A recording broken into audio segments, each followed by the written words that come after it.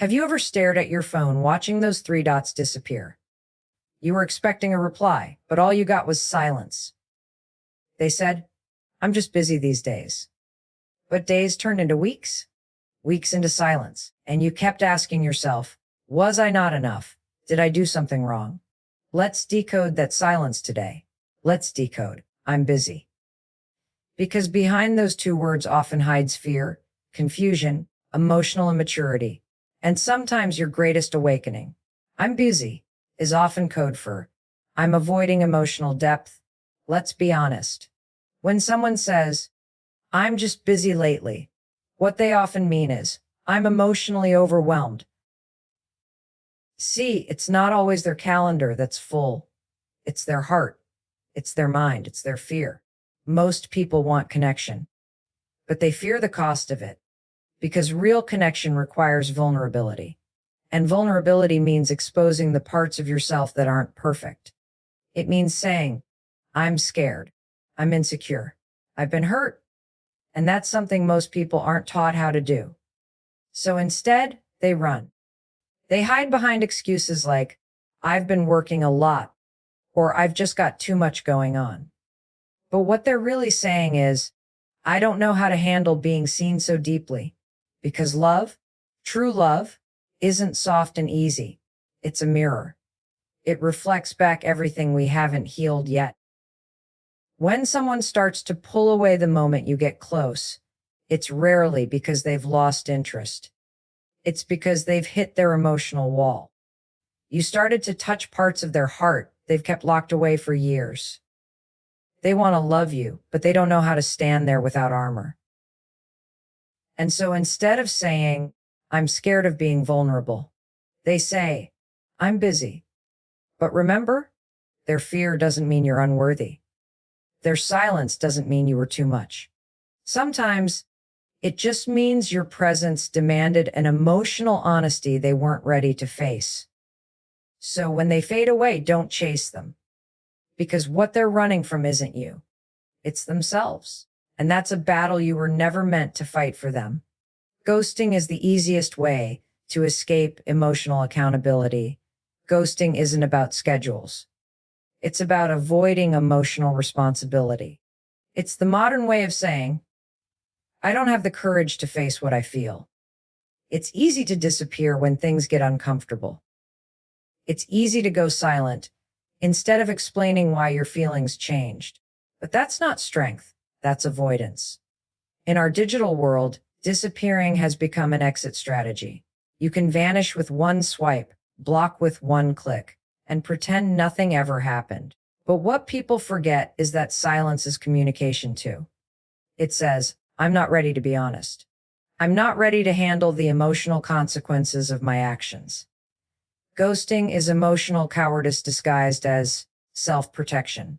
It's choosing comfort over clarity and confusion over closure. But here's what most don't realize when you ghost someone. You don't disappear from their mind. You linger. You live rent-free in the spaces of what if and why. You create ghosts not only of yourself, but inside the person you left behind. And if you're the one being ghosted, understand this. You don't need to chase closure from someone who doesn't value honesty, because your worth isn't tied to someone else's ability to communicate. One day, they'll realize that avoiding difficult conversations doesn't erase guilt. It multiplies it. While you'll rise. You'll grow stronger because you learned that sometimes the silence of others teaches you the loudest lessons. That love without accountability is never love at all. Sometimes ghosting is projection, not rejection. Here's something deep sometimes. When people pull away, it has nothing to do with you and everything to do with them. Ghosting often happens when someone sees in you what they wish they could be. Emotionally mature, steady, kind, open. Your love, your honesty, your depth, it threatens their comfort zone. You reflect their wounds.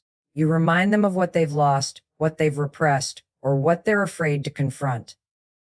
And instead of facing that mirror, they shatter it. They ghost you. Because running feels easier than healing. Imagine someone who's spent years avoiding real emotion, Suddenly meeting you, you listen deeply. You care genuinely. You communicate with vulnerability. For them, that's foreign. Scary even. They might think, why do I feel seen? Why does this person care so much? And instead of saying, this connection is awakening something inside me, their subconscious whispers, this is dangerous. Leave. That's projection. They project their fears onto you. They say you're too intense, too much, or too emotional. But those are their own fears talking, not your flaws. So when you get ghosted, don't internalize it as, I wasn't enough. Instead, recognize it for what it is. You were a mirror they weren't ready to look into. Because sometimes being ghosted is not about your failure to be loved. It's about their failure to love themselves. The I'm busy excuse is the soft disguise of emotional cowardice. You know what's funny? People make time for what truly matters. If someone tells you they're too busy to text, call, or show up, remember this effort doesn't require time, it requires intention. A message takes seconds. A call takes minutes. What's missing isn't time. It's desire. It's courage. I'm busy is the socially acceptable way of saying, I don't want to deal with you right now, but I don't have the courage to tell you that. It's a polite disguise for emotional distance, because telling the truth, I've lost feelings, I'm scared, I'm confused, requires vulnerability, and vulnerability feels unsafe to emotionally immature people. So instead, they use avoidance as protection. They think that slowly fading away will hurt less than being honest. But in reality, silence cuts deeper than any goodbye. Because the truth is, people who care show up. They don't always have time, but they make space. They don't always have words, but they communicate. Love isn't about having free hours in your schedule. It's about prioritizing what matters most. So when someone keeps saying, I'm busy, stop waiting for their availability.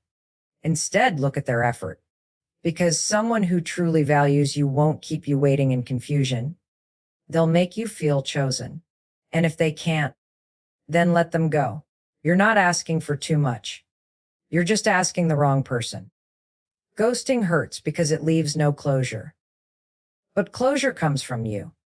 The hardest thing about being ghosted isn't losing the person. It's losing the story you were still writing with them. It's the sudden ending that never got an explanation. You start replaying everything, every message, every smile, every good morning. And you wonder, where did it go wrong? You try to find meaning in silence, but silence never gives answers. It just echoes your own doubts back to you. But here's the truth. You don't need their words to move on. Closure doesn't come from them. It comes from you. Closure is not a conversation. It's a decision. It's the moment you say, I accept that I deserved honesty, even if I didn't get it. It's the strength to stop reopening the same wound looking for an apology that may never come. You can spend months wondering why they disappeared, or you can spend that time rediscovering yourself. Because when someone ghosts you, they don't take your worth. They reveal theirs. Let their silence teach you the kind of person you'll never be. Be the one who communicates, who gives clarity, who leaves gently, not suddenly. Because closure, my friend, isn't given. It's earned by self-respect. Their absence is the universe redirecting you. Sometimes rejection is redirection. The people who disappear aren't always losses. Sometimes they're lessons. When someone ghosts you, the universe is not punishing you. It's protecting you. Because what you call abandonment, life calls alignment. It's removing the wrong person so that the right one has space to enter. We often beg for people to stay, not realizing that some departures are divine. Their absence may break your heart today, but it's shaping you for the one who will never make you question your worth. Because love, real love, doesn't vanish in silence. It communicates, it stays, it fights. So when they go quiet, don't beg for noise. Say thank you. Because their silence gave you the peace you didn't know you needed. The right person will never make you chase clarity. They'll meet your energy, your effort, and your heart. So if someone ever tells you, I'm busy, smile and say, it's okay. I'm busy too. Becoming the person who never settles for half love again. Their absence isn't the end of your story. It's the beginning of your becoming. If you've watched till here, maybe you've felt that sting, the unanswered messages, the late night thoughts, the heavy silence that never explains itself. But listen to me. You are not hard to love. You were just loving someone who wasn't ready to be seen. Their silence is not your failure. It's their fear. Their disappearance doesn't define your worth. Your healing does. Because one day, someone will look at you and think, how could anyone have ghosted a soul like that? They'll show up, they'll stay. They'll match your effort, not your excuses. And when that day comes, you'll realize something powerful. That every unanswered text, every lonely night, every person who left without a word was guiding you right here to the version of you that doesn't beg for love, but becomes it. So if they ever say again, I'm busy, just smile and whisper to yourself, me too. I'm busy healing, growing, and becoming the kind of person who never ghosts themselves again. Because sometimes the silence that hurt you becomes the peace that saves you.